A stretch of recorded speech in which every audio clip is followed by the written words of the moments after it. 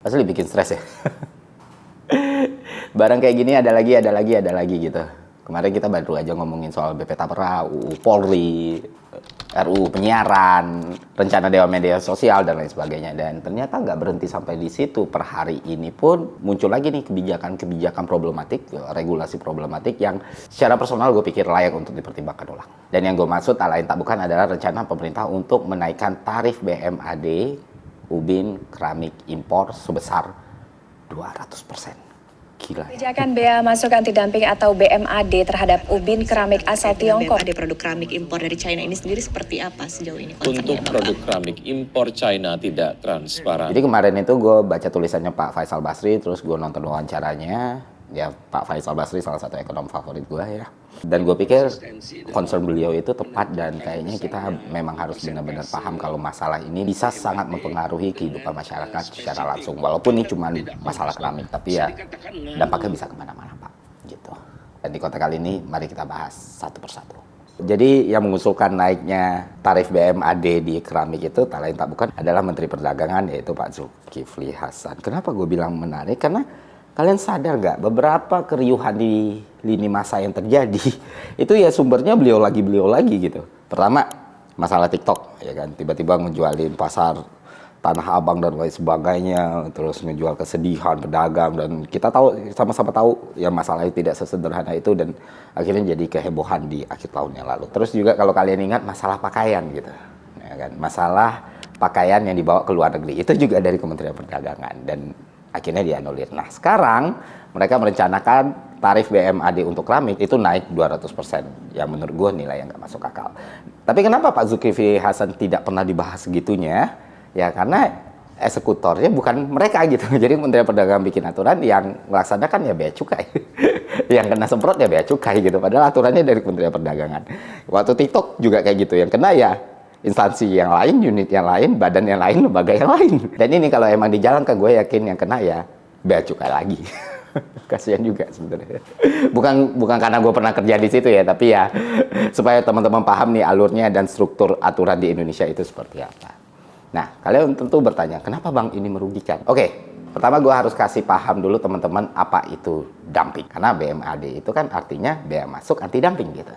Terus dumpingnya apa? Yang belum ngerti, coba simak.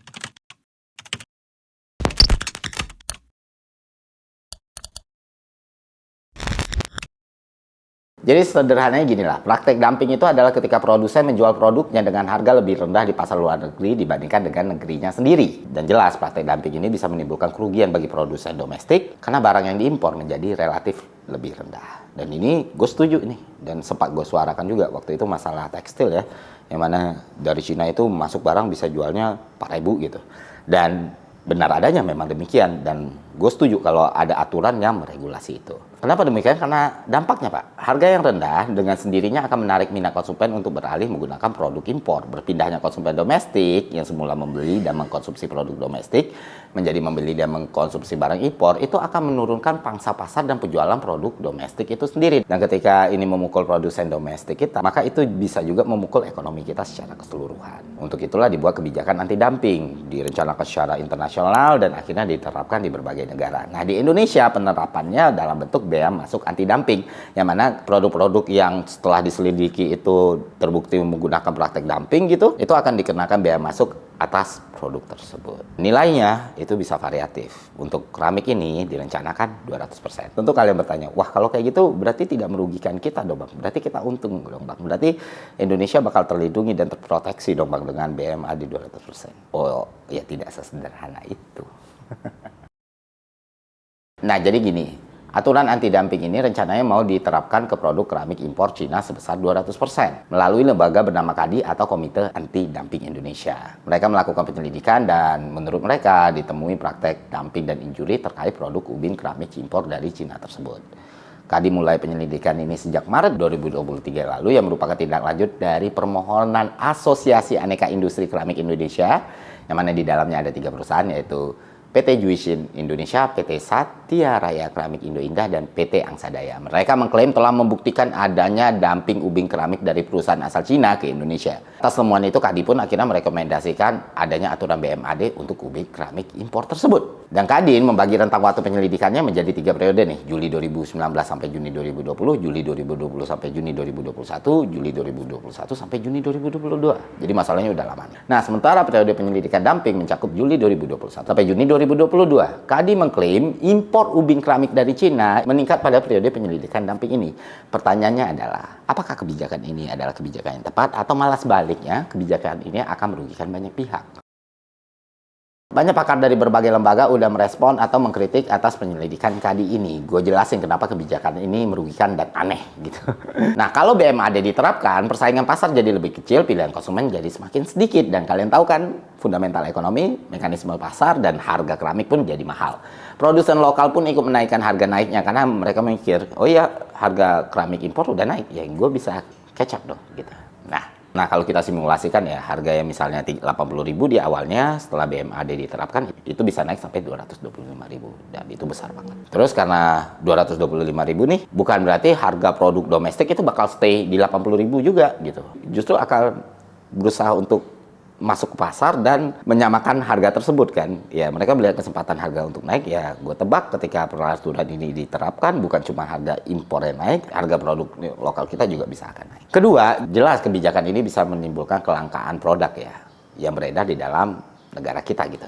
Jadi kalau harga keramik impor naik tinggi dan orang-orang berhenti beli, jumlah keramik impor jadi berkurang. Padahal kebutuhan keramik di Indonesia masih sangat tinggi. Ya, kebutuhannya 150 juta meter persegi, yang tersedia cuma 70 juta meter persegi. Artinya tanpa impor, kebutuhan keramik banyak orang nggak akan terpenuhi. Ini sama kayak kelangkaan minyak goreng ya, yang pernah kita alami gitu. Dimana barang jadi langka dan susah dicari. Jadi lingkaran setan nih, barang langka susah dicari, harganya naik lagi gitu. Jadi kebijakan ini bisa bikin kita kekurangan. Ketiga, ya jelas ini mempengaruhi penyerapan tenaga kerja. Kalau barangnya langka, daya belinya menurun, ya ketersediaannya juga pasti terganggu. Nah, kalau lebih luas lagi nih, harga keramik naik, penjualan keramik turun, dan ini juga berdampak kepada sektor lain seperti toko bangunan, real estate, dan logistik. Toko dan perusahaan properti mungkin bakal mengalami penurunan permintaan karena orang-orang jadi jarang renovasi atau bangun rumah baru karena harganya semakin mahal. Dan impor dari pengirim barang yang biasa urus keramik juga bakal kena dampaknya. Jadi mereka harus mengurangi biaya operasional, termasuk mengurangi jumlah pekerja. Akhirnya makin banyak orang kehilangan pekerjaan. Inilah yang disebut sebagai domino effect ya. Dan jelas kebijakan BMAD ini bisa mengganggu program rumah pemerintah. Ya, misalnya presiden dan wakil presiden terpilih mau ngelanjutin program pembangunan 3 juta rumah, ini kan bisa terancam. Program besar seperti ini kan butuh banyak bahan, termasuk keramik ya kan.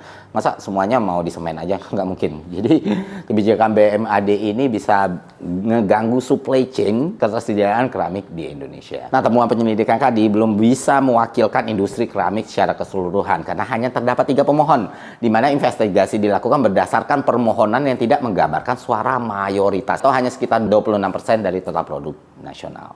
Dan jangan lupa pula kita sempat kena COVID kan, dan jelas situasinya juga udah nggak sama gitu. Dan ini jadi salah satu tantangan tersendiri untuk hasil dari Kadin mengenai BMAD ini. Apakah sudah representatif atau hanya 3 perusahaan tersebut yang merasa bahwa mereka terdampak oleh produk-produk impor. Kadin juga luput menyinggung pandemi COVID-19 yang juga mempengaruhi ekspor impor dengan Cina. Seolah-olah COVID itu nggak pernah terjadi, padahal COVID itu memporak-porandakan ekonomi kita gitu, termasuk ya industri keramik. Dan yang jadi masalah paling besar itu soal usulan tarif bea masuknya yang besarnya sekitar 100 sampai 199,88%. Ini malah bisa jadi bumerang buat industri dalam negeri kita. Soalnya dalam laporan penyelidikan Kadin semua jenis keramik digabung jadi satu, baik porselin maupun yang merah gitu. Padahal produksi porselin dalam negeri masih sedikit sekali, cuma 600.000 meter persegi, sedangkan kebutuhan yang mencapai 1,5 juta persegi. Dan jelas ini menimbulkan kecurigaan kan, kalau penyelidikan ini dipengaruhi oleh pihak tertentu yang mau mengambil keuntungan dari kebijakan tersebut.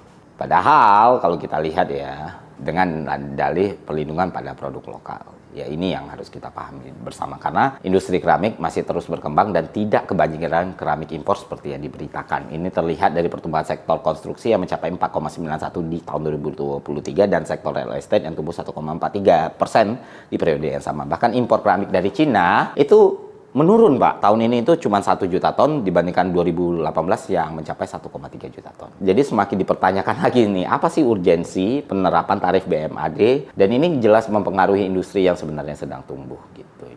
Dan menurut gue ya, kebijakan ini harus dikaji ulang ya, apalagi tarif 200%-nya. Karena ya dampaknya bisa masyarakat langsung yang nanggung. Walaupun terlihat menguntungkan produsen dalam negeri, tapi potensi kerugiannya juga besar gitu. Dan tentu akan balik merugikan produsen itu sendiri ketika kondisi ekonomi terganggu. Oke, sekian konten kali ini. Semoga bermanfaat. Sampai jumpa di konten selanjutnya. See ya.